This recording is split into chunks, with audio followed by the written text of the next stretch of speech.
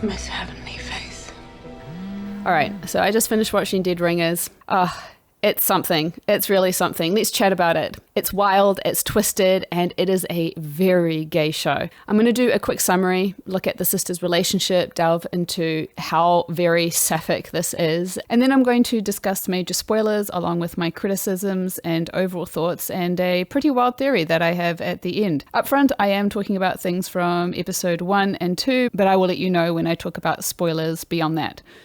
So the series has 6 episodes and it's based on the 1988 movie with Jeremy Irons. Obviously in the series they have been gender swapped, which I think was a fantastic idea, at least for the themes that they were exploring in the show. Now, the movie was based on, I believe, a book, and the book itself was based on a real-life story of Stuart and Cyril Marcus. These are 2 gynecologist doctors who were twins, and they had this incredibly close and, I guess you would say, toxic bond. The series is executive produced by Rachel Weizs, so you can see how, she's creating roles for herself, which is amazing. She did the same with Disobedience, and she's choosing to executive produce some gay stuff for us. I mean, she knows her audience, doesn't she? The show follows Elliot and Beverly, who are twin sisters. They're both gynecologists who want to radically change how maternity care is administered. Through this process, we get to see how twisted and codependent their relationship is.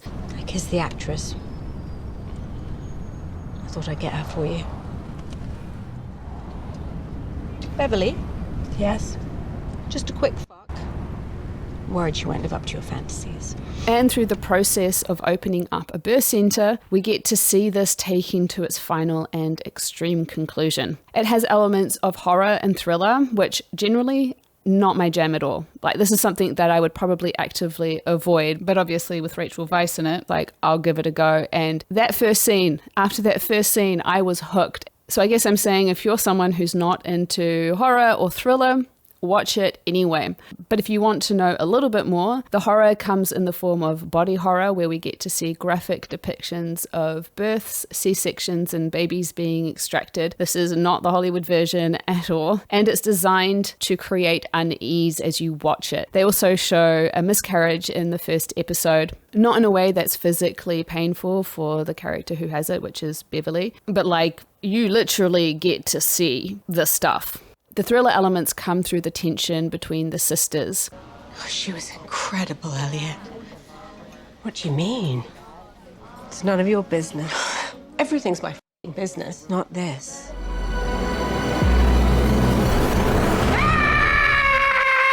And it's clear that something has to give between them and poses the question, how can this end? Elliot is loud and wild and uninhibited. She's someone who literally and figuratively eats life.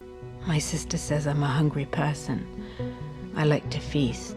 And you get the feeling that she wants to basically consume her sister. She's very possessive of her. She's also someone whose ethics and morals are pretty negotiable. She's willing to go far beyond the boundaries of acceptable behavior, especially when it comes to her sister. She will do anything for her. On the other hand, we have Beverly, who is quiet and serious and very controlled, which you see physically through how she ties her hair back. She's someone who's well-meaning and wants to do good in the world, which is why she's the driving force behind wanting to have this birthing center. But you very quickly see that she feels suffocated under her sister's desire to basically consume her, which, that feels pretty understandable. And there's this motif that recurs throughout the series where you'll see one of the twins and then there will be a mirrored surface or a reflection where essentially it's only one of them standing there, but the other sister is somehow always present through that reflection. And in that way, you get the sense of them not just being a yin and yang of each other, but one half of a whole. In essence, Elliot and Beverly are the same person. And so it creates this incredible tension between them, and it borders almost on sexual. After Beverly has her miscarriage in the first episode, Elliot's the one who goes in to verify that that is indeed what has happened. And she sticks this object up into Beverly, essentially penetrating her. And there's this moment in the final episode where I was wondering if they were even going to kiss. And look, they weren't far off. With that dynamic established, we are introduced to Genevieve in the first episode. She's coming in for an appointment to basically see how things are going on in her uterus because she's thinking about having children. And it's Beverly who is her gynecologist. Beverly is immediately attracted to Genevieve, which, I don't know, pretty awkward. So she calls in Elliot to take her place. Elliot proactively starts to flirt with Genevieve. Maybe I'll come find you in a bit. Help you get wrecked. That would be wildly inappropriate.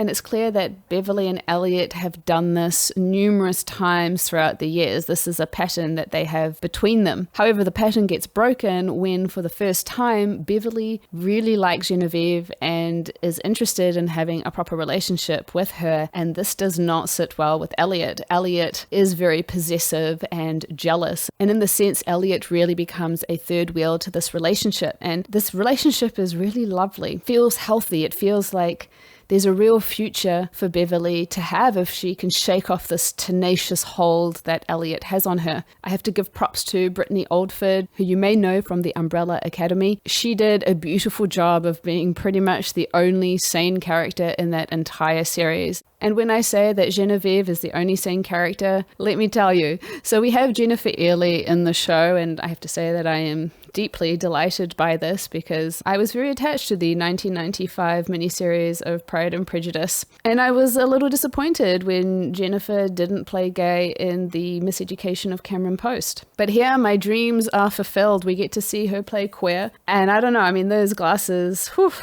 giving me some vibes for sure. She is this incredibly filthy rich woman, and she has a partner who also comes from a filthy rich family, and they're looking to potentially invest into this birthing center. She brings together all of her wealthy friends to potentially invest as well, and amongst those friends is an ex-lover. And so this is where I'm going to end the spoiler-free section. Basically, go watch the show. It's something that's definitely worth watching. Ultimately, they get the money for the birthing center, thanks essentially to Elliot, because she somehow gets the absolute off-the-walls insanity that is these people. Beverly and Genevieve decide that they want to try for a family together, and this pulls Beverly further away from Elliot's influence. And the way that they frame this, I thought was very interesting because they're sort of constructing it in a way where you feel like Beverly needs to get out from Elliot's grasp, that she's been the follower in this dynamic, sort of following along with what Elliot wants. But what's revealed through the show is that, in fact, it's Elliot who has been following Beverly. She's the one who has made all of her decisions for her sister. She became a gynecologist for her sister. She agreed to the birthing center for her sister. She's been doing research on women's reproductive health because she wants to help her sister get pregnant. So what you realize through the show is, in fact, every decision that Elliot is making is for Beverly's benefit. You did it for me. She might be the wild, outspoken, and loud one, but in fact, she's very much underneath Beverly's thumb, because she has this completely unfettered, deep love for her sister in such a way that she cannot function without her. Where did you come from? You're so perfect. You're so deliciously perfect. And look, I don't know if you're someone who would see this coming a mile away, but ultimately, even though it's framed as Elliot needs to basically die in order for Beverly to have her life, what we end up with is Beverly coming to the conclusion that she's the one who needs to die. I don't think I'm capable of happiness. I've tried so hard, and I've got as close as I think I could get. Which leads to this very dramatic conclusion as she lies on the table bleeding out after having her babies cut out from her stomach, and Elliot basically taking her place. As imagery, I mean, insane. And the words that she says before she lets her sister do this to her, I have to climb inside you now. also insane. And in a sense, that's exactly what she does, is she climbs up, she merges, she is consumed finally by her sister, and she accepts this in order for either of them to be able to move forward. Through this moment, they metaphorically become the same person, and you immediately see that Beverly starts to calm down now that she has consumed the yin. Her yang is able to come to an equilibrium. And so the final episode ends with Elliot taking Beverly's place. Overall, this series was amazing, like riveting, but I do have a couple of criticisms about it. The first episode was a total banger. I thought it was very strong, but partway through the series, I felt like we lost a bit of steam when the parents came to visit. Also felt that the ending, as dramatic as it was, left a number of elements hanging. So there was a storyline throughout the whole thing with Greta, who is the housekeeper, bagging rubbish from the twins. She's obviously up to something, and we get to see that, in fact, she's doing an art installation surrounding her own birth where her mother died. And we do have that moment where the reporter comes to talk to her about the twins. But in terms of merging of the storylines, it wasn't sufficiently connected for me to feel like it was satisfactory. And then there's the woman who got pushed off the balcony, and the fact that that story didn't seem to go anywhere, or at least once the body was discovered, there didn't seem to be any real consequence for that.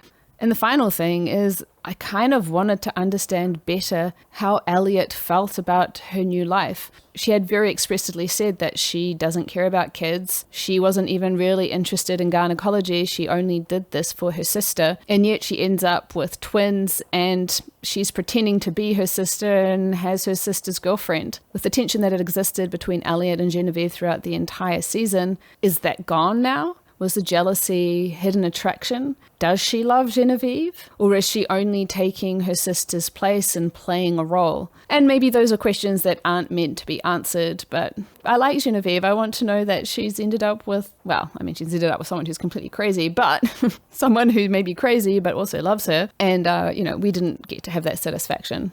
But these are only small criticisms. The script, for the most part, is strong, and it definitely prods and provokes. Through its stark treatment of the material, it raises interesting questions that it doesn't necessarily answer. What is the show even trying to say? Is it a commentary on reproductive rights? It sure feels timely given what's going on in the US. Is it a commentary on a capitalistic society that eats idealism alive in its pursuit of profit, of the insatiable desire to push the boundaries of science in a way that feels chilling, of the inevitability of Elliot's ferocious appetite for life ultimately usurping her sister, or how humans can consume each other in their need to attain wholeness? Perhaps it's a commentary on the impossibility of dichotomies being able to coexist.